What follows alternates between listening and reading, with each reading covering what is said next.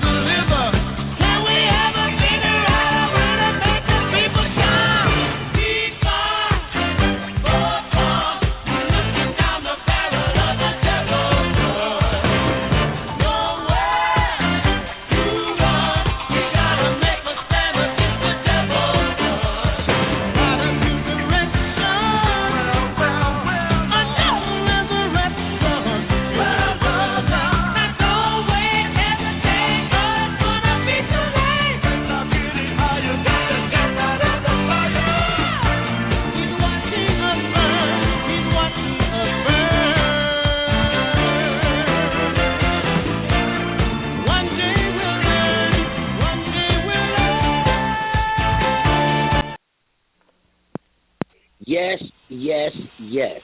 This is another episode of Wake Up African People, and this is the Truth Doctor, along with Brother Barkley. Guest tonight is the great Ashra Kwesi, master teacher of our day and time, who was taught by Dr. Ben, and we want to give homage to Dr. Ben, the late Dr. Ben, one of the greatest scholars of our time, to put our history back on track.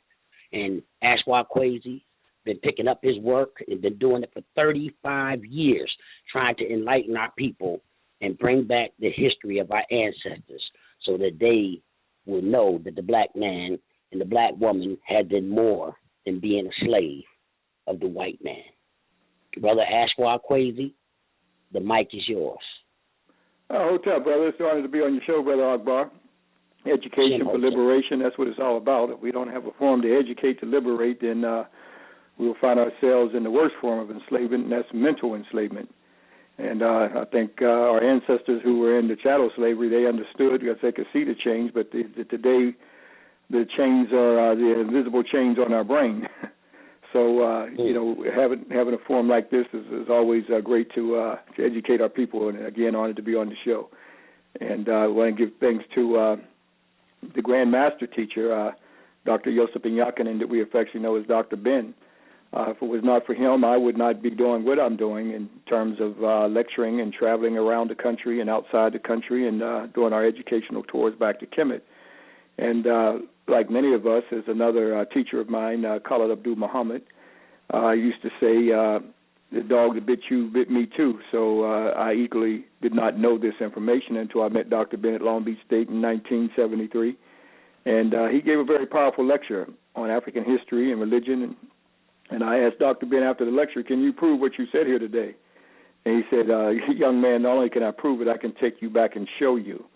So that's the first time someone told me that they can actually show me this information that our ancestors documented on temples and tombs and monuments that are still there. They're not mystical places or places that used to be, but the foundation of what we know as Western civilization was based off of that. The foundation of what we see as the various religions, and that includes the Judeo-Christian as well as Islamic and Buddhism, Krishna, all of this is based off of the ancient spiritual system that came up out of the fallopian tube. When I speak of the fallopian tube, I'm speaking of that 4,000 or approximately 200 miles of the Nile. And Dr. Ben's favorite quote in the Papyrus of Hunefer, that we came from the beginning of the Nile where God happy dwelt at the foothill of the mountain of the moon. So it's been a great honor with this Grand Master Teacher, as we refer to him as Dr. Ben said, you don't become a master teacher until you got 40 years. So in all respects, I have to say that I got 5 more years before I can be recognized even as a master teacher, but an honor that you acknowledge me as a master teacher, my brother. Okay. Brother Kwesi, could you explain your very first time going to Kemet and how you felt to see all these monuments that resemble our people? Oh, my brother, the first time making that journey back in 1981, and that's when I actually made my journey, and little did I know at that time that I would spend 35 years nonstop returning back to Africa now, going on 35 years. And so, the feeling first in awe, you don't know what to say, okay? The fact that the first thing comes to mind is, why weren't you taught this, okay, in the classroom?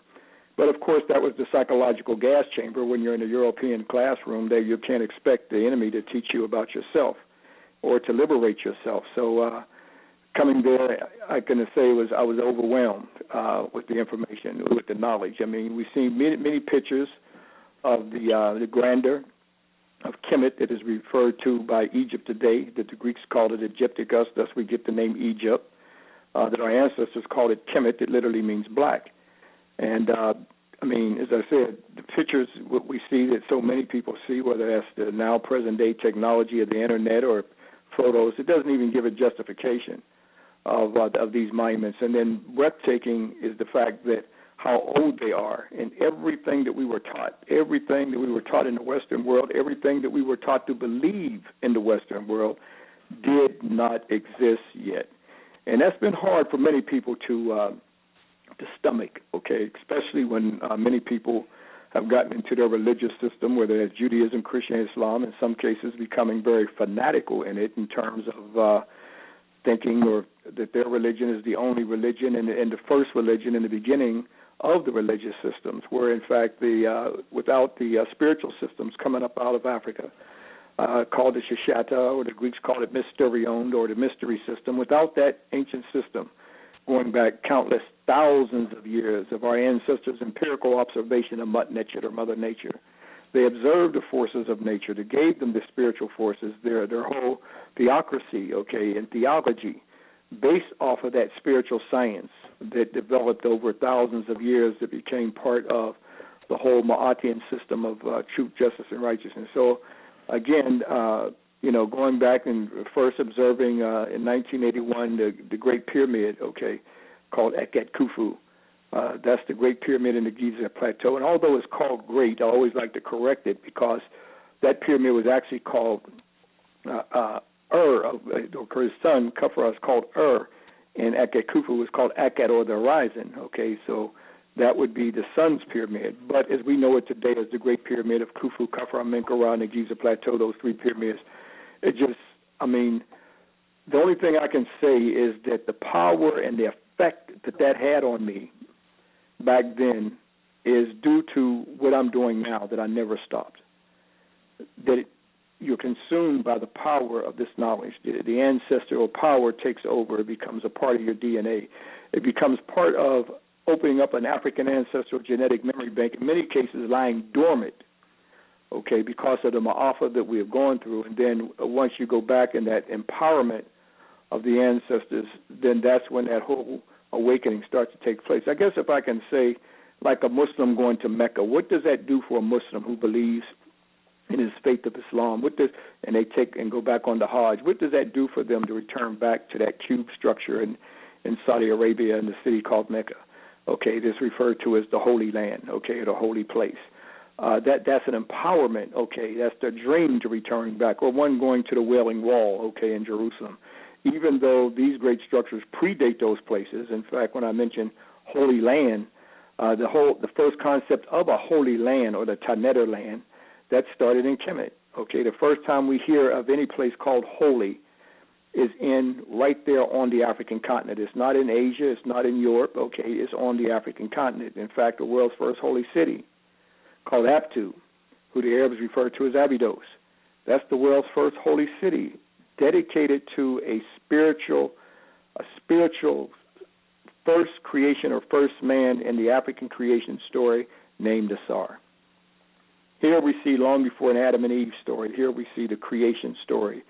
The foundation of what Genesis got its story from is from the ancient Zep-Tepi, or the spiritual stories of Kemet. And the difference is in the Genesis story, which is, by the way, a Greek name that means the beginning, but that the beginning, their understanding, the difference is the fact that the spiritual mother, and the wife, or the Neter Hemp, or divine wife of Asar, is Aset. And her Neter Hedge, or divine husband, is Asar. They were created simultaneously. There was no misogyny or hatred or a rib taken from Asar to make Aset in the African creation story. But as Kemet was invaded, the patriarchs brought in patriarchal as well as a misogynistic nature or hatred towards the woman. So, of course, we get the Adam and Eve story and so on, that Eve ate from the tree of the knowledge of good and evil, and because she ate for that tree that was forbidden, by Jehovah, this is the reason why the world sins, as we got it. It's all put on this woman. Well, that wasn't the African creation story. The creation story of Asar and Aset, who were created simultaneously, and as well as evil that was created, and that is the evil brother of Asar, and that is Set. This is where later on this becomes the Cain and Abel story. So everything that we see, and ideas that we see in these religions, many of our people do not know the fact that our ancestors laid this down thousands of years ago, and now is totally oblivious to us today. And I think that's the whole foundation when you go back to Kemet, that the foundation of building those structures was based off of that divine order of that spiritual mother and father, Asar and Aset. The whole system was based off of connecting and building and connecting terrestrial and celestial, earthly and heavenly events, and connecting various stellar as well as solar as well as lunar connections to them, who they were a personification of many of this cosmic order, like their spiritual son Haru, that became the sun. Asar became the constellation of Orion. Aset became Ceres, so here, a whole constellation that's still there today. Those stars haven't moved, the sun hasn't moved, the Orion's still there, was based off of the science of the ancient African spiritual mystery system, the foundation of it all. So I think that this is what we have to as a people. I think that Kemet plays a major role, as David Walker equally has said, and Martin Delaney and others, that Kemet lays the foundation of our reawakening, out of this deep mental sleep. Because it's one thing to say that we're not on chattel slavery, but we still are into white idolatry. We still worship white images. We still worship images and representation of a God through white folks, and images and representation of God as a Jesus effect and all these things. So we're still caught in the worst form of enslavement, which is spiritual enslavement. And spiritual enslavement is when the enemy becomes the deity and the spiritual subconscious of our mind.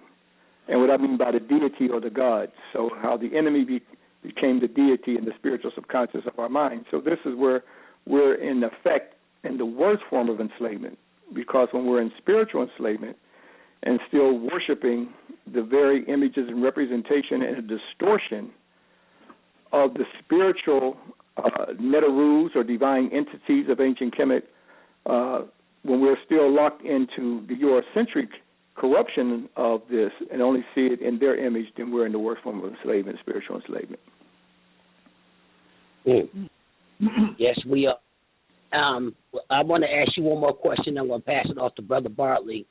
When you are over there, is Zahi Hawass still the curator and the person that controls that area? The last I found that he got fired, because Zahi Hawass was trying to outdo the Macedonian Turk named Muhammad Ali, who plundered a lot of Kemet, like many other invaders before him and after him, and sold a lot of treasures off. A lot of the treasures you see in the European Museum is due to Muhammad Ali. And this was followed up by Zahi Hawass, equally, who was involved in selling off some of the treasures out of the Cairo Museum.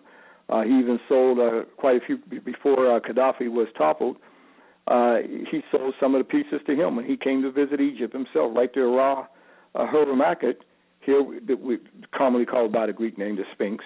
Here he is right there at the foot of the paws of Harum Akhet, and here we see that Zahi Hawass had some pieces right there that Gaddafi took back to Libya. So he was off in the business of selling many of the treasures off to some of the richest men in the world, to the highest bidder.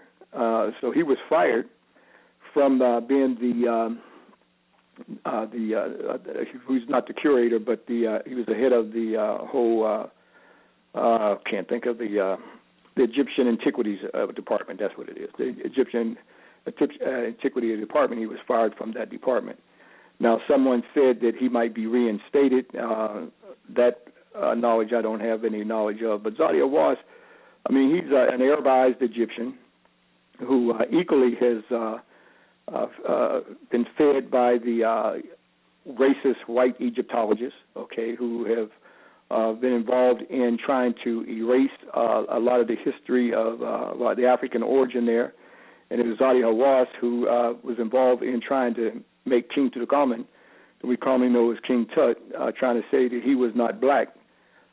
So, keep in mind the whole Egyptology, which started by the time when Napoleon came into Egypt in 1798. When he came in with all his scientists, and this is what started the whole Egyptology, and Champollion and others coming in, stripping off pieces, and he supposedly deciphered the Medu Neter, known as the hieroglyphics. And but anyway, out of all of that, this is what became Egyptology. I don't like to refer to the term Egyptology because it equates with the whole colonial period of Kemet.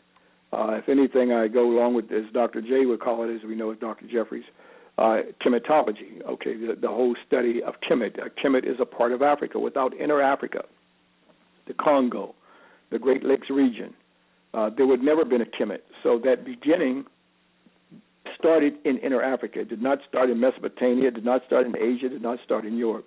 But back to your question about Zahi Hawass, he was fired from that department, as far as I know at this point. Because every time I just wanted to snatch him through the TV and beat him up. Well, he's the puppet of the white Egyptologists, who have a lot of control over the antiquities of ancient Kemet.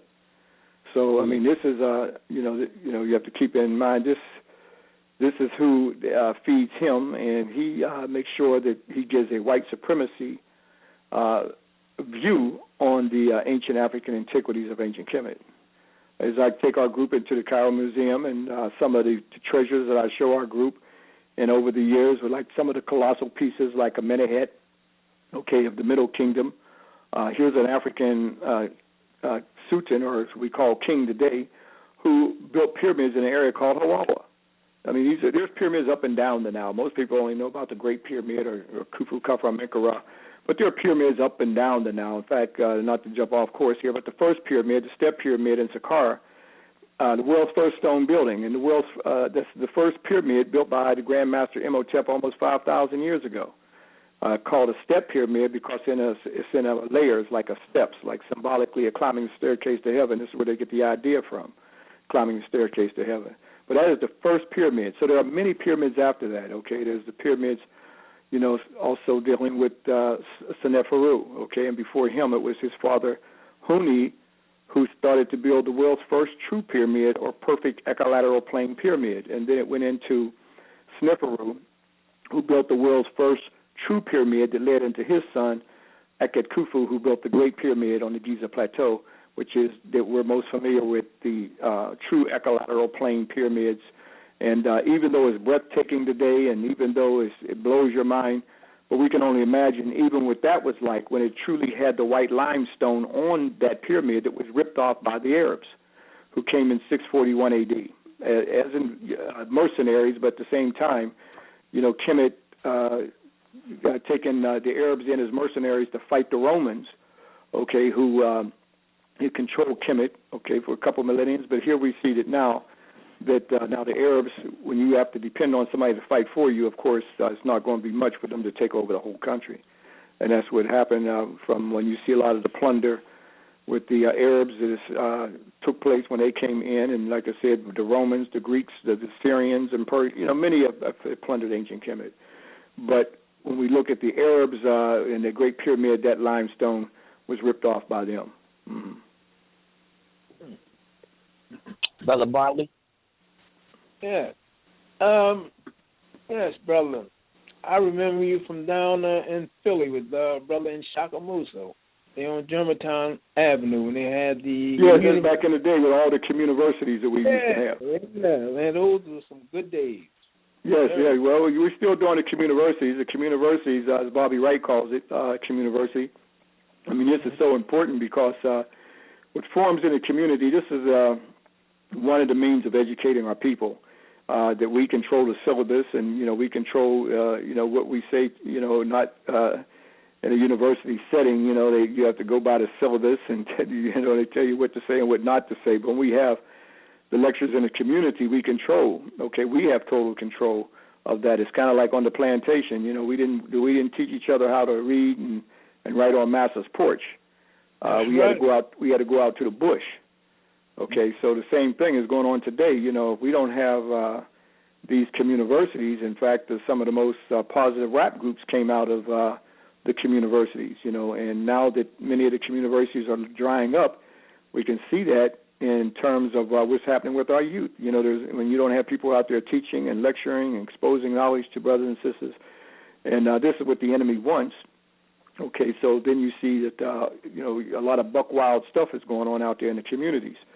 When we look at some of the black bookstores that were, some of the key in that used to bring in a lot of the speakers, and when we see that many of these white authors or publishing companies start sending the authors to the black bookstores, then the black bookstores in turn didn't bring in a lot of the progressive speakers, and in turn it didn't sell a lot of the books that we came up on, that started a whole a movement, of our history, and like Dr. Ben's Black Man of the Nile, African Origin of Major Western Religions, and many other books, Dr. Chikanta Diop and Dr. Chancellor Williams, Destruction of Black Civilization. These books were selling because of strong progressive speakers coming into the community, coming into the black bookstores. But when the whites start sending out these authors, okay, and the kind of people that they were sending, like people, when a low-down Negro would write a book on the down low, and that became the person who came to the bookstore to speak. So there was a strategy in this. There was a strategy to shut off information. They control, in many cases, the radio shows, but fortunately we do have some control, like the program here, the internet radios. Those are opening up now. But for the most part, we are still in a situation where they can try to control the information disseminated in the community. And they found that liberation was coming out of the community through the network of the communiversities, okay, and bookstores and lectures and things of this nature that were going on. And then the attack came when we see the Ashkenazi European Jews like Schletzingers and the Dayan Ravages and all these people who were attacking the African-centered movement, especially when brothers and sisters were coming out of inner-city schools and going into the university. They were going in and, C students and then becoming straight-A students and challenging the professors, okay, on this Greek Socrates and Plato and Pythagorean theorem and all this stuff. And they were going back to the personalities that I'm talking about because of Dr. Ben and many others who were lecturing in the community on these grandmaster teachers. And this is what we don't have now in many cases, okay? It's not on the level that it used to be. Okay, and this was a fear because they saw that there were cracks, okay, in the white supremacy system that was starting to take place. So they started to channel where this information was coming from, okay. And so that's when you had the whole Jewish onslaught and attack on Dr. Jeffries and Dr. Ben and Dr. Clark, even myself, okay, by this Ashkenazi European Jew up there in University of, I can't think of the name right off the top of my head. Slipping my mind right now, but he attacked me as long as with Brother Khalid and Muhammad and many others. So there was a war going on, and many of our people at the grassroots level did not know about this war that was taking place. And when Dr. Jacob Carruthers, peace be upon him, wrote his book, The Intellectual Warfare, that book was a foundation of the war, the intellectual war, the attack that was taking place, and the fear that the white supremacy system had on terms of us, educating the masses of our people, especially at the grassroots level in the communiversities. So this is the power of information, okay, education for liberation. So when that whole attack on the whole information and the inner city communication and communiversities, this is where we see that the whole spirit changed. We see a whole lot of other negative elements were coming out. Okay, a lot of it was coming out in the rap. Okay, with our youth. Okay, whereas before with KRS-One and Public Enemy, they were, a lot of their lyrics was coming out of what was taking place with this knowledge that I'm talking about right now. Okay, and it was coming out in their lyrics. So whites had a deep fear of this. So this is what we see, this still a fear. And keep in mind, how do you make a slave in the first place? You take away people's history and knowledge of themselves, then you got a slave. But what happens when you start to open that mind again, or to having that African awakening again? Okay, well, this becomes the fear, because now you got mentally liberating Africans who are warriors, who are ready to fight on any level, whether that be an intellectual level or even a physical level if it has to go that direction as well. Well, that's where we are right now. From my experience, the community was something that kept us together. Now, in Philadelphia, after that fell and Shaka died, everything else just died with it, you know what I mean? Peace be upon him, Shaka Musa Bar Shango you talking about? Yes, sir. Oh, yes. It came to the center lecture at the shrine of the Black Madonna that he had there. Right. For many. In fact, Baba Shaka Musa Bar Shango, he returned back to Kemet with us in 2000. Right. Mm-hmm. Mm-hmm. Yeah, his book is a powerful source in terms of the liberation of African people. His book, African people and European holidays of mental genocide is definitely a holy text for us. Okay, in terms of that's a powerhouse and still a book that I still reference even to this day in my lectures.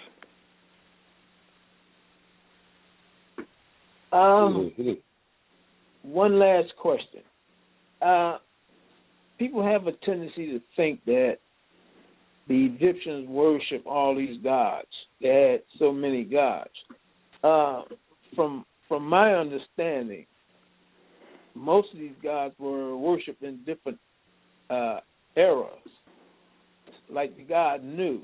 Now they said that was the first god of Egypt, most ancient. And then you had other gods, Ptah and all that. They weren't all worshipped at the same time, I don't think. Now, that's just my way I'm... Mm-hmm. Well, it's part of the psychopathic racism of Europeans to create any type of negativity over on Kemet, okay, as long as we have, like it's whether we're looking at terms as pagan, heathen, and there's all these negative connotations, it stops a person from researching and thinking about the whole spiritual system. Now, as Europeans refer to as polytheism, or many gods, as they refer to it as, Kemet, had spiritual, you had the spiritual monotheism or the one God. But at the same time, you have Netarus. For instance, if we look at the Western version of Christianity and we look at they have this idea of one God. Is that right? Mm-hmm. Okay, but all of a sudden you got all these other angels. You got, Gabriel and all these other angels performing all these other functions. Now, if one was to look at that, one could easily say, okay, that might be a form of polytheism. Or if we go to Judaism, if we see that one point God is called Elul, another point God is called Elohim, another point God is called Yahweh, another point God is called Jehovah, all these different names. Okay, one could look at that as being a form of polytheism. When in fact these are different names at different periods of time, just like in Kemet. If we look at Ptah, here we see the creator deity, the creator God. Okay, who's creating the universe, the foundation of the creation story, going back in is what they refer to as a pre-dynastic period. Okay. So now we come down into a period of the Middle Kingdom, and we see the spiritual god is called Amun.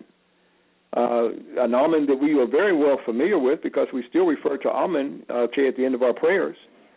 And Amun, and keep in mind, Ptah and Amun are always represented as jet black. Jet black was the spiritual representation of the deity of ancient Kemet. And still they can't figure out how our ancestors used paint to last for thousands of years. And this is what the Europeans saw when they came and were introduced to the deity, introduced to God, the idea that they call God. That came from ancient Kemet when they came in and saw the great spiritual system. So here we see Amun of the Middle Kingdom. We come down into the 18th dynasty, and we see Akhenaten, who many of them like to refer to as Akhenaten as being the one that started monotheism, when in fact Akhenaten was practicing and his own African ancestors' monotheism, which he was referring to as monotheist, or meaning the Aten during his period was just another form of Ra, okay, which is again another representation of monotheism or one God in ancient Kemet. So it depends on what period it is. Then you got the Netarus. The Netarus represent the divine entities of ancient Kemet. Okay, they represent the spiritual entities that play the same spiritual function as I said, these various angels, okay, that would play in the Western version of Christianity. So this is so when the Europeans come in and just pile them up, many of them representing various attributes of Mutnechet, some even referred to as they were in an animal worship. Well, this was a keen observation of nature, okay, that they observed, like the falcon, okay, again representing Haru and also representing the sun, because they saw how the falcon flew in the sky all day. So that became the Zoop type, okay, that they used. And there were other various animals that they used, okay, depending on how they saw it. Like when you look at the ibis bird, okay, is a symbol of Ma'at. But you have to understand the nature, okay, of the ibis bird and why they would use the ibis bird to represent Ma'at, that means truth, justice, and righteousness. Okay, so when you look at the nature of that bird in Inner Africa, where all these Zoop types are coming from Inner Africa, that's on the temples of Kemet, all have a representation of what our ancestors from their keen empirical observation of Mut Netchet that we call Mother Nature. So observing the ostrich bird and seeing how the ostrich bird protects its eggs and how it can even, and when you look at the nature of a lion chasing an ostrich bird, okay, which one you think will win? The ostrich bird. Why? He got wings. Not necessarily. The lion. I mean, it's obvious that the lion can kill an ostrich bird, but if the ostrich bird is smart, okay, he has to use his highest intelligence to defeat that lion. Okay, to a toe-to-toe fight, the ostrich bird is not going to win against a lion. Okay, right. But he has to time it. When they always say, when you always hear them say, the ostrich bird sticks his head in the sand. Is that right? He doesn't stick his head in the sand. That's what the Europeans see. He doesn't observe. The ostrich bird is timing the lion's approach, but he can't miss. He times it just right, and he has the most powerful claws. He can snatch the whole lion's face off. But if he misses, it's over. Okay, so again, this was a form of looking at nature. You also see the vulture. The vulture is used, okay, to represent Mut, or the mother. Okay, why would they use a vulture? Well, a vulture can feed from the telons will eat from his own telons to feed his babies. Only a mother could do that. In fact, my wife, she got a presentation that she put together, the goddesses of ancient Kemet, the spiritual foundation of Kemet.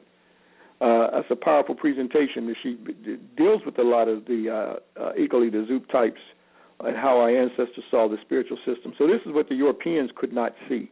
Only thing they saw were animals. But at the same time, if you were to look at the presidential symbol for the presidency of the United States, which symbol is that? The eagle. It's an eagle. So with 2,000 years from now, would they come back and say the people were eagle worshipers back in the United States? Well, that's the same way that they looked at Haru, which is the falcon, which is equally the representation for the Haru king, because Haru is the spiritual son, okay, of Aset, who she gave birth to at Immaculate Conception and Holy Birth, by the way, the world's first Immaculate Conception and the world's first Holy Birth, and the prototype for the Madonna and Child is coming from her, until the Europeans copied it and corrupted it into a Florestan Italian white female that they got the black man has been worshiping ever since as a goddess. That was taken from Kemet when the Romans and the Greeks worshipped her, and especially the Romans who carried a set throughout their empire. That's how the whole idea of the Black Madonna even came about. The Black Madonna is no other than a set. So, but back to that symbolism again, one thing can lead off into another thing. Again, this is where, even in the church, Matthew, Mark, Luke, and John, one can clearly say they were animal worshipers, because Matthew, Mark, Luke, and John, they are represented as various animals and representation on the symbols of the church. But nobody questions if that's animal worship. When we see the symbolism of Matthew, Mark, Luke, and John, an eagle, a goat, bird, and other symbols that we see that's represented. So it's only until we do that comparative analysis, okay, and to make people think, okay, then you see that they can't say that it was about animal worship or it was about polytheism or many gods, okay, when we understand the spiritual system. When we look at the Western versions of their religions, they're nothing but a corruption of the ancient spiritual systems of ancient Kemet when we understand it and do the comparisons. This is the reason why Kemet has always been feared.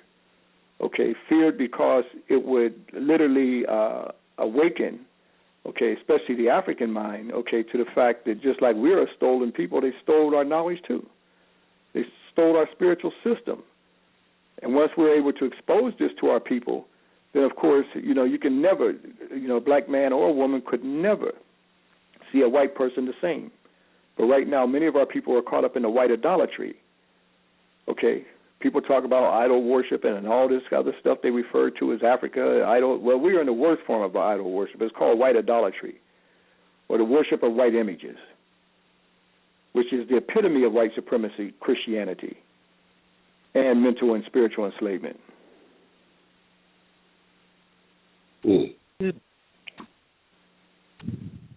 All right, Brother Bob, that's it for you. I want to ask Ashra Kwesi. This always baffled me. And I lived in Philadelphia, and I used to always see good brother Makassim Africa always sponsor you and bring you in town. But then they had this group called ASCAT, right, that they say Dr. Ben created it, and they had Malefte Asante, supposed to be one of the biggest, the greatest, teacher that gave out more Afrocentric, what word I'm looking for, PhDs. Why is it that you never see them bringing you into these institutions? Well, the reason is, brother, is because I don't get a white paycheck. Okay, I don't work for white folks. Okay, so as Dr. Ben, peace be upon him, who told me many years ago, he said, Kwesi, if you want to teach our people, you've got to keep your tongue free. And so, and what he meant by that is that, you know, I had to get out the system. I could not be in the system, or, you know, because whites would just call me in and say, you know, you can't say this and you can't say that, or just fire you. As Dr. Ben has said, he's been proud. He was proud that he was fired 49 times. Okay, so, you know, and was proud of it, you know, of how many times. So, whereas many of these people who work in the system, and these professors and so forth, you know, to get these paychecks, and, you know, has got to pay for their mortgages and all this other stuff. So they have to watch what they say, okay, because white folks will let them know in a minute, you represent this university, okay, this is not part of the program, this is not part of the syllabus, this is not part of what we taught you in Western academia, all right? So you got to teach the slave master's teaching.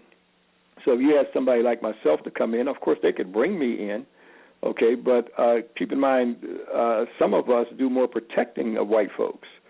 Okay, we protect some kind of the interests of white folks, all right? And then, you know, so you got all this kind of type of thing. Now, I spent my life doing what Dr. Ben said, to go back and do the field research. Okay, so that's where I spent my journey. Fortunately, I was able to get out of the system and to become independent and create Kemet New Productions, which I produced at that time, started with VHSs and DVDs. This has helped me to stay afloat out here, you know, with the lectures and people bringing me in, and to go back and do the field research in Africa at the same time. Now, of course, if I was locked up in the system, okay, like some of these professors are, okay, they can't dedicate their life to return back year after year after year to do the field research, okay. Now, when I was in the system, I dedicated a lot of my resources to returning back to Africa with Dr. Ben, okay, and traveling with him not only in Kemet but to Sudan, okay, the highlands of Ethiopia, for many, many years with him. So this is where, you know, so bringing somebody in like me, okay, which would be, you know, would be more on their mind in some cases. You know, what am I going to say about white folks?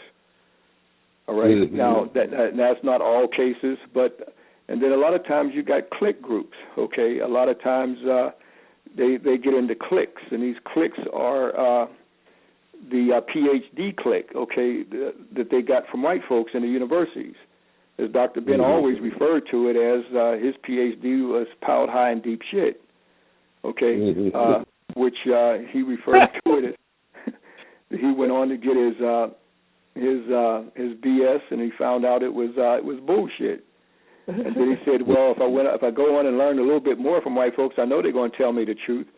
And then he found out when he got his MS that it was more shit.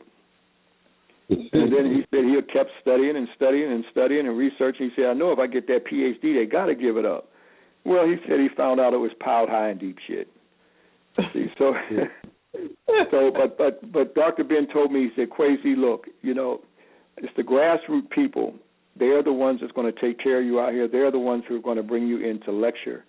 You know, he said there'll be some, okay, which there has been, even with me and even with Dr. Ben, okay, who were in the universities that brought him into lecture, and also that bring me into lecture, which I lectured in a university just a couple of weeks ago. So it's not all, but those liberating brothers and sisters who are out there who work in the faculty, okay, and have positions, who are not afraid, okay, and they're the ones who actually bring us in to lecture. But a lot of times you get some people get into this elitist bag, and this elitist bag is based off of how much white folks have given them, okay, not how much that they themselves are based on which someone has dedicated their life for African people in some cases. And this is Dr. Ben.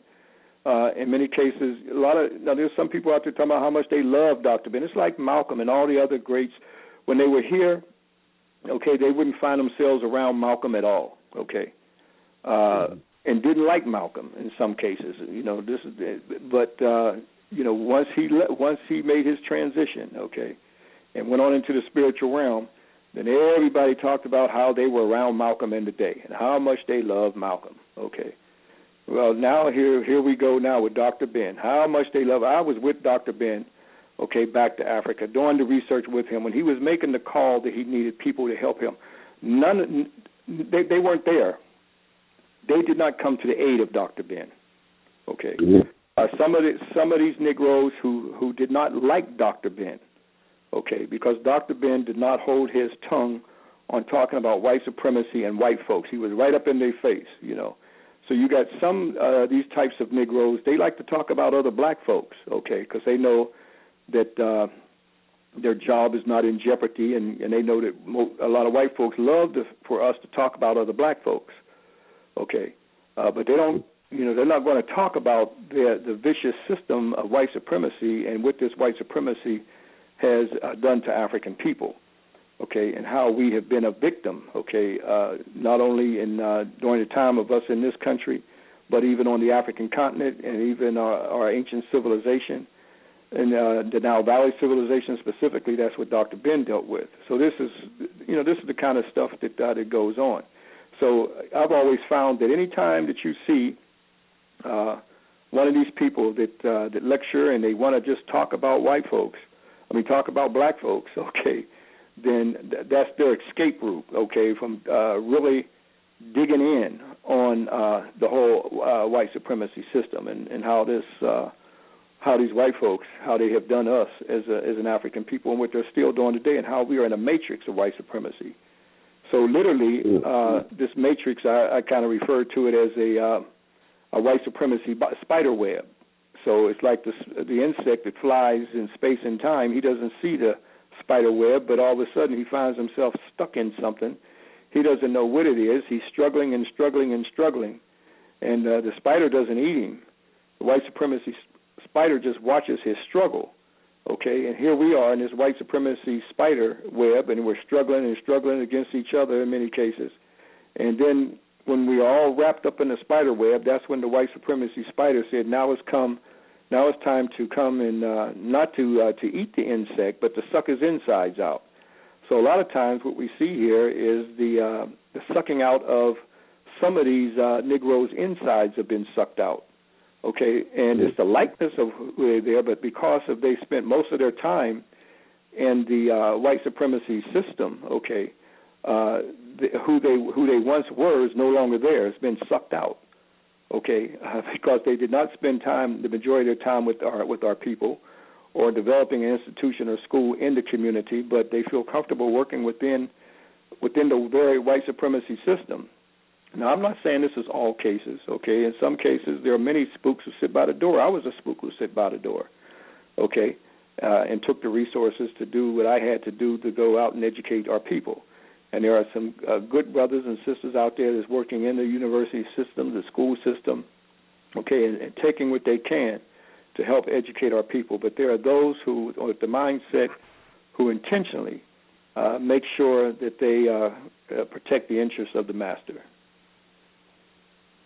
Yes, and I've noticed that this Malefte Asante brother is supposed to have over 300 PhDs in African studies. Is supposed to have over 300 people out there. But I've noticed with more people, it seems like it's less people out here teaching the community.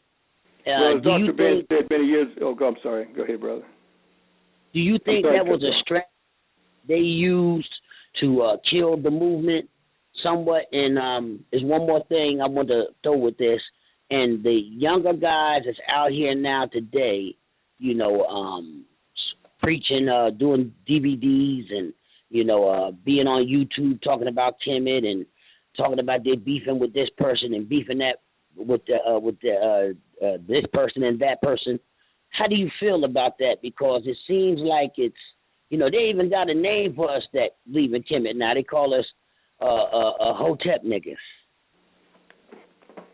Yeah, well, that's really sad, brother. When I think about the period that I came and was up under a lot of these grand masters, and some have made their transitions. Okay, like Dr. Ben and like Dr. Clark, to see all this going on when we were out there, we were fighting the beast. Okay, that's where the jugular vein. So when you see when Tony Martin wrote his book, The Jewish Onslaught, all of that was coming out of the battle that we were fighting. Okay, that's what we were fighting back then. Okay, or the Nation of Islam, the secret relationship between blacks and Jews.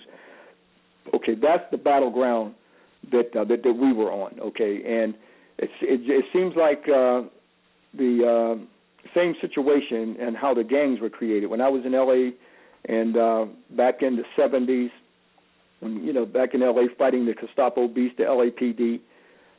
Especially when they killed my friend, okay, when we were going to the Hollywood Bowl back in 1975. So we were out there on the forefront. And they saw the whole political movement that was taking place in L.A. at that time, and how we were definitely going up against the Gestapo beast and the whole white supremacy power structure. And it seems as though about the late 80s, we see a slow movement of the gangs coming in. And with the gangs coming in, from us fighting the system and fighting the beast, now we're fighting each other with the gangs, and this is what took place. So now we see the same thing. How can we take this whole this power of this knowledge that the youth had? Okay, and I'm looking at the youth going back to the era that I was coming up in. How do we transform and grab the youth of tomorrow that we see, and that's the youth of today, and have them fight each other? Okay. And turn them into each other, just like they detoured the political movement, and for us to fight each other by creating the gangs. How do we take this knowledge base that a lot of youth are now gravitating to, but how do we turn it? How do we make it and turn it in where they can turn in on each other and fight each other and create a whole gang on the whole, based off of the foundation of it is based off of our knowledge, but how do we turn them into gang knowledge busters? Okay, so to say. I don't know if I'm using the correct term for that, but but kind of like the Crips and the Bloods. How do we turn it into or turn them on each other is what I'm trying to say. And this is what has happened. This is what I see out there. Okay, well, I saw when the internet first came. That's the first thing I said, damn. I said, these white folks have now created a machine that's going to be a weapon of mass destruction. I'm coming out of the 70s era. I went through COINTELPRO, okay? I had the Gestapo beast come and tear up my house where I was at, okay? And had I been at home sitting on a balcony one night, had I not gotten up off that balcony, I wouldn't be talking to you right now. When they stormtrooped my balcony back in 1975. Okay, with shotguns and everything else. Okay, so here we see that today, with the COINTELPRO machine now is the internet. We tell every damn thing on that thing. We put everything. They want to control the knowledge, and here we see, since a lot of the youth did not go through this period, that era of the Black Power movement and the late 60s and 70s, and the battleground was taking place. Real situation was going on, even though it's still going on today. Okay, when we look at Trayvon Martin, Tamir Rice up here in Cleveland, 12-year-old shot down. Okay, Eric Gardner choked to death. The same thing that I was going through, it's still the same thing then. It's going on. It's going on now. So it hasn't changed. But nobody's fighting the system. Nobody's fighting the power, the white supremacy power structure, So there's not a mass movement, okay, as it was back then, okay. But this whole damn internet now, they watch us fight each other on there. We put everything that we know on there. Okay, you sitting at a table playing cards with somebody. If the other player knows your deck, how can you play the game? So here, they see our deck. Okay, we don't. That's what's more mind blowing to me. Mark Zuckerberg's people called me 2 years ago to ask me, Ashra Kwesi, can you be on Facebook? I said, what? I said, why would Mark Zuckerberg send you to call me to be on Facebook? I said, little old me. I said, he's got millions of people on Facebook. Well, we just thought you might be interested on being on Facebook. I said, I'm not interested on being on Facebook. I said, I'm just shocked that you would. I didn't know that you solicit people to be on Facebook, though. So now my son put up a Facebook page, and the reason why we had to put up a Facebook page is because people are making all these, I don't know, maybe it could be Mark Zuckerberg's people, Mark Zuckerberg himself, for all I know, putting up these Facebook pages of me that I have nothing to do with. Mm-hmm. So my son had to make one to say the original Ashra Kwesi Facebook page. Yeah, so here we see. So because go. I'm sorry, brother. Mm. It's a Facebook page called Ashra Kwesi, and it's you. Yeah, but I have nothing to do with that. Mm-hmm. See, so here we see the enemy. No, it wants to control all information now. All right, and a lot of these Negroes don't even know that they're literally going to bankrupt the whole movement. A lot of times, like Dr. Ben's books, with me coming through the era of the VHS, the DVDs, this is what kept us afloat, keeping our tongue free to talk to our people, economically to continue to produce DVDs, having the technology to do this information. This is what's done that. Now everybody puts every damn thing on the internet, okay? Nobody wants to, people don't want to buy anything anymore because they feel it should be on the internet. I have to take stuff down all the time.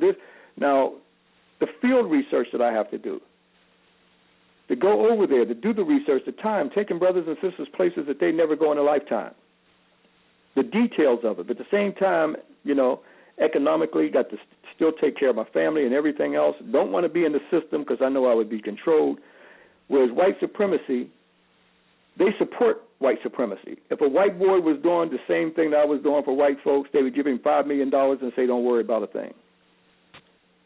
Whereas we out here struggling, and then you got these other Sambo Negroes, who just throw everything on the damn internet. Mm. So I can always tell when I have to take something down off the YouTube or something, because when some cracker calling here, because my stuff is up there on the internet. Don't even take in consideration that this man's family, may be in jeopardy by you putting on this whole internet thing and everything else. No, I put clips on there that I edited myself. Just enough to get brothers and sisters' interest into going to our website. Yes, I have a website, but keeping the information, on the level where we should do it, but whereas now we don't even realize we're fighting a goddamn war. Because we got agents of all kinds. The real agents have gotten pink slips now. They don't need them anymore because they've turned a lot of our people into agents because we feel that everything that we do should be on that goddamn internet. Mm-hmm. And this is where we are losing at today. This is where now he's become, who created YouTube, Mark Zuckerberg's Facebook, they are now controlling of information, all information. And a lot of Negroes don't even realize that when you put something on there, you don't control that anymore. That's theirs. The intellectual property is lost. You don't have it anymore. So now they become masters of. So that means anything they want to know about you or anything else or what you do, they want to make sure that it's on there, so they know Negroes will throw anything on there. So the trinkets that got us yesterday on those damn slave ships is the very thing that sent us into another form of enslavement today. Brother, that's an eye opener. That is That is an eye opener. And we're not saying damn, we're just happy. And then as soon as something go down, okay, whereas most brothers, you know, sometimes we get into a little whatever, a little griff or whatever. Okay, time go by, okay, we can get over it. Now something go down, it's on the goddamn internet. We typing in, you know, all kind of crazy stuff and all, you know, back and forth on the internet. And then you don't even know if there's a cracker in between, okay, this escalating it. You don't know who these people are. You know, so an elder told me one time, I remember I was sitting at a bench at a park, and we had a long conversation. I was in my 20s and had a long conversation with this elder. And he said, young man, let me tell you something. He said, you will know when you become an elder. Okay, he said an old man like me. He said, you'll know when you become an old man, when the world starts to look real strange to you. Now I realize I'm now an elder because the world is real strange. Of how we just blatantly do what we do, and a lot of it is on that machine called Facebook, or the internet, or Facebook and all the rest of it. Mm. So this is you know, what's going to be the end game, and how the enemy now sits and has control of all information, whereas one time all the information that went down, it took place in the community with us lecturing to each other, and we kept it in our own circles, educating each other. And then when we went back on these jobs as spooks, smiling in their face and knowing that we just had our circle of communication or our education in the community. We all got together. So we no longer have this sacred bush knowledge, because now we're sitting on Master's porch, which is the internet, and letting him know every damn move that we making. That's just like scary. That's just like talk radio, when they used to have some of those black programs on the radio. They would be telling all the business about the community. Right. I mean, we've always been, you know, back during the time, we always knew when to say something to well, we understood it, but you know, the enemy didn't understand it. You know, we had a way of coding with our ebonics and communicating to each other, but now, I mean, this stuff is just wide open now, brother. It's just so it's you know, it's sad, you know, this that it's going this way. And you know, you have a lot of, you know, I guess when the real battleground goes down, and everybody's information and their MO and everything that they have on chart, I guess that's when the real wake up call, the real reality will take place. But it'll be too late.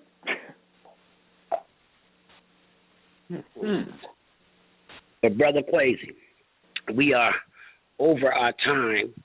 And I just want you to give out the website and the date of your next trip and everything, so those who listen to this radio show will have it. Okay, I know we kind of geared off, and I didn't realize that we geared off that much, brother. I would have kept it on the historical level and some of the other things that we wanted to discuss. And but you know, we kind of geared off. We had a little derailment here. Well, they needed to hear that. People needed to hear that. Right. Right, but again, we do our educational programs every year. We go back to Africa.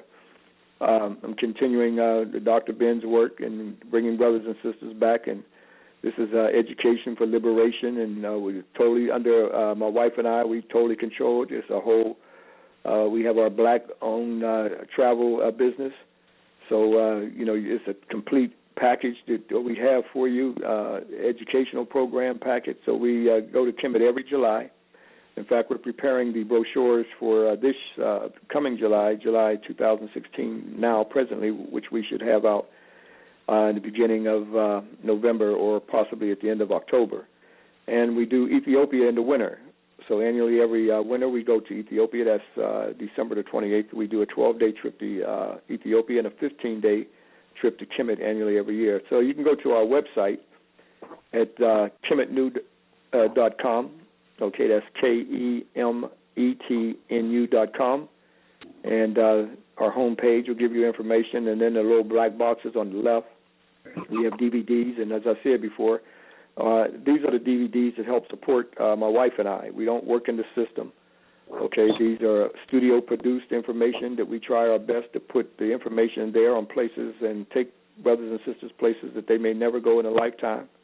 And my newest DVD is The Temple of Amun, The Origin of Religion in God's House on Earth. You'll see it up there.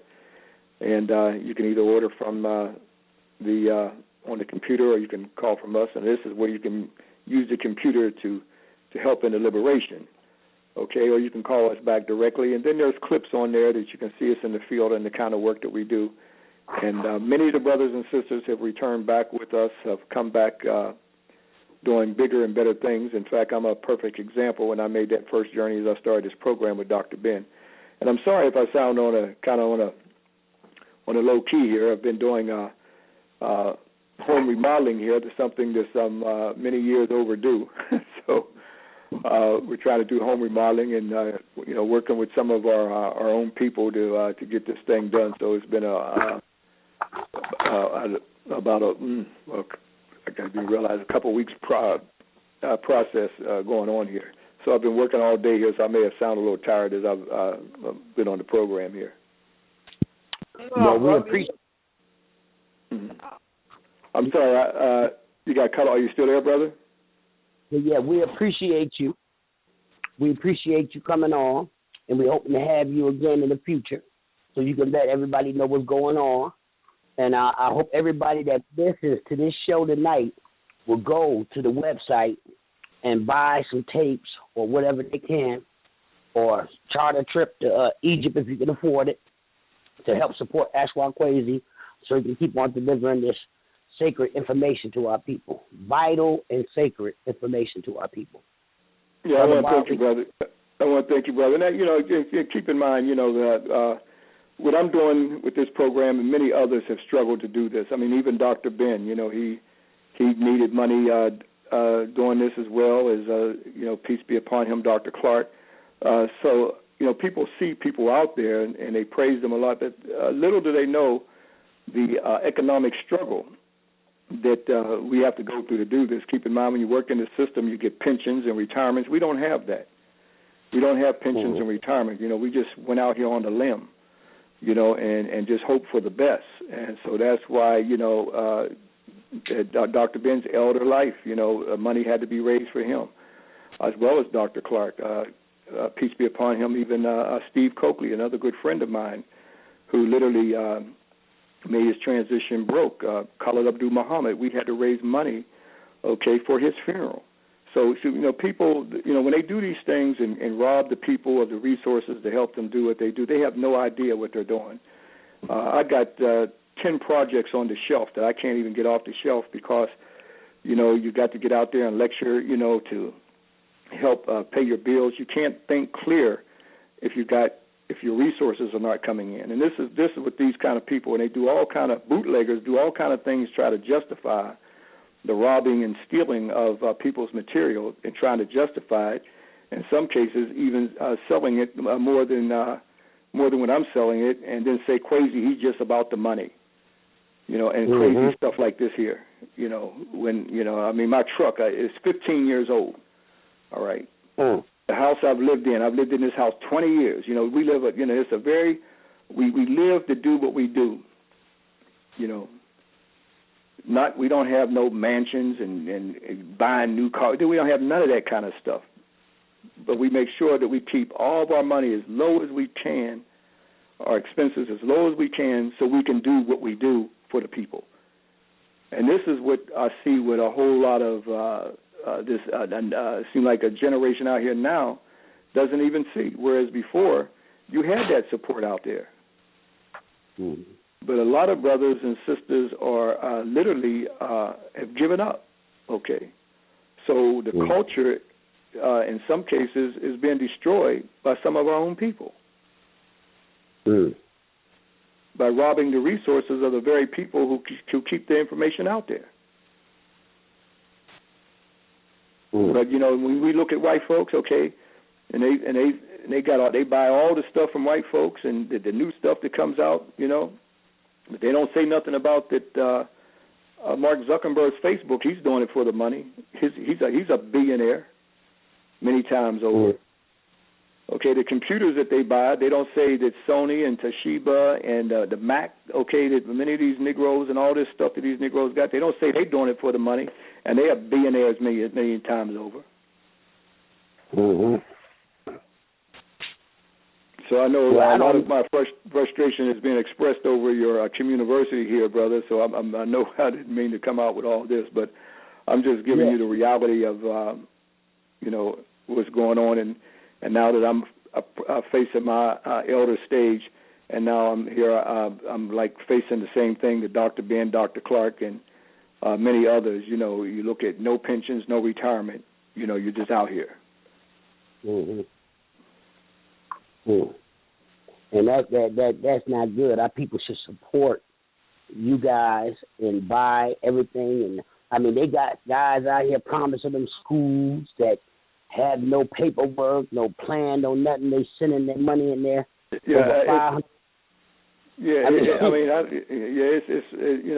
crazy, brother. It's like just rob everything that you possibly can. So it's like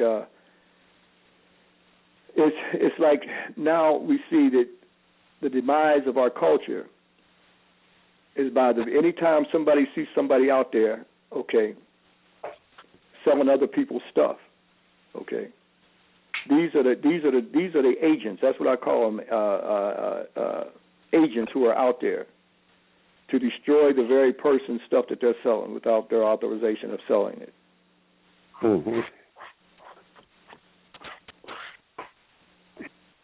To create mass destruction on our people. It take me like 2-3 years to make a DVD for a Negro to go rob it and sell it off, okay, and then try to justify it.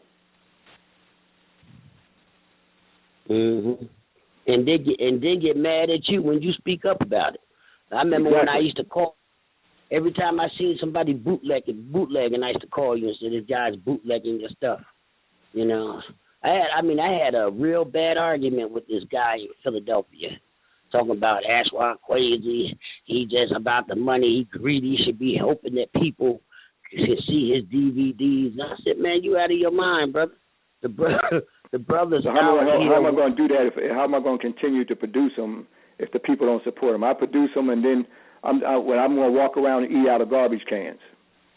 Yeah, basically that's what they think. But we have a lot of ignorant people, and I'm calling out to all the people, don't fall into the ignorance. I have never bootlegged a tape or even thought about bootlegging one of my brother's tapes, because this information is very vital for you to get, for your children to get, especially your children, to uplift them from this mental genocide that our people are in right now today. So, Brother Kwesi. That's what I said, brother. I got 10 projects on the shelf, brother. And one thing I have to say about, peace be upon him, Steve Coakley, before he left and, made his transition, one of the things he told me, he said, Brother Kwesi, I could see it in your face.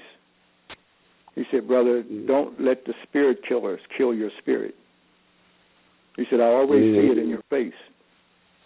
And I got 10 projects on the shelf, and I know why it's a struggle to produce more stuff now. I know why it's whereas before I could get into it. Now it's like, you don't get the support. That you're trying to find another means of doing something, and I know what it is. It's exactly what Steve Coakley told me. Don't let them kill your spirit, brother. And this is what's happening, huh? Steve Coakley was a great black man, and I ain't gonna tell you no lie. The last time I seen you in Philly, your face kind of looked like that too. When I came there, you didn't look happy as you used to look all the time. And the same thing happened to Dr. Ben And well, you know, when you hear people saying stuff like that, brother, you know what the struggle is, and you know what you love to do for your people, and you know what you can do for your people. You see, and that's what I'm saying. Is just like it's whereas before, you know, there was a movement, okay, that we had, you know, whereas now, you know, you often wonder, did these white folks, okay, produce these people to come out into our community? I'm really, you know, thinking that this is what has happened, and produce these people to destroy us. Well, the brother who produced Sankofa said that Holly Karima. I mean, he had more projects to give us too, but they, you know, they destroyed the brothers' whole operation. Mm-hmm. Holly Karima's a genius. What else could he have given us? Yeah. And they said that a Jew and a Muslim teamed up together and was bootlegging his tapes in New York, bootlegging Sankofa in New York. Right. And everybody always talking about when they're going to come out. You go and boot white folks stuff, and they got the FBI and everybody else coming down on your behind.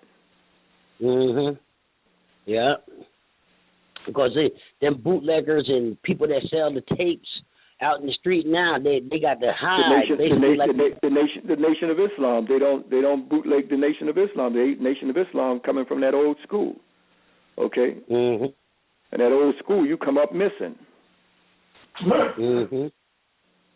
Yeah.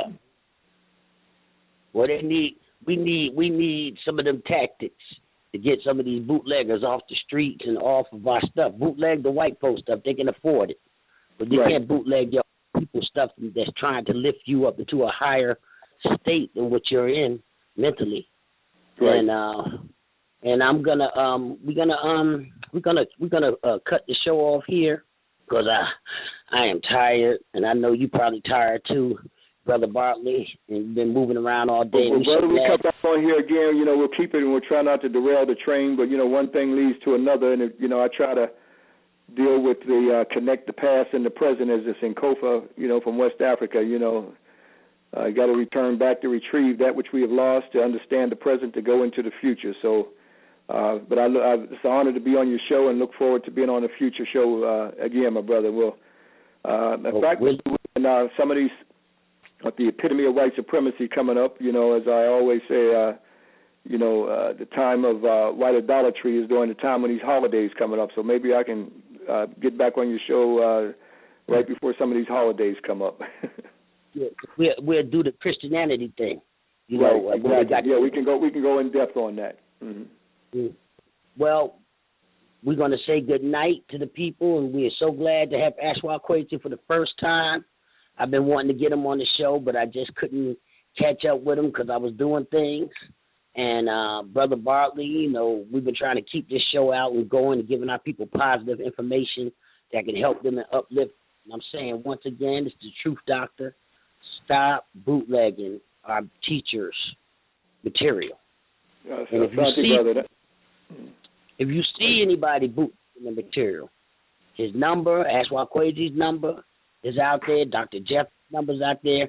All these people have numbers and where you could contact them and let them know who's bootlegging their stuff. And if you're bootlegging their stuff and get to sleep at night, I feel sorry for you. Well, my brother, next time I come on here, I'll be done with my, you know, trying to take care of my house around here, you know, because, you know, running in and out of the house, it was getting kind of rough around here. And I hope I'll be rested up a lot better than I was this time as well. Well, you did very good, brother, because that information needs to be put out there, you know, about the bootleg stuff. I mean, this is a travesty. So we're going to all say good night. I got to get in here and get my rest, get up in the morning early. And thank you again for coming on our show, and we will be having you again soon. All right. Good night, everyone. Many thanks to both of you, brothers, and keep the Education for Liberation Community Airways going, my brother, because it's another forum and vehicle that we definitely need to help liberate the minds of our people. Thank you, brother. I went to class tonight. This has been another episode of Wake Up African People, Ma'at Hotep. Ma'at Hotep. Shimotep. Hotep.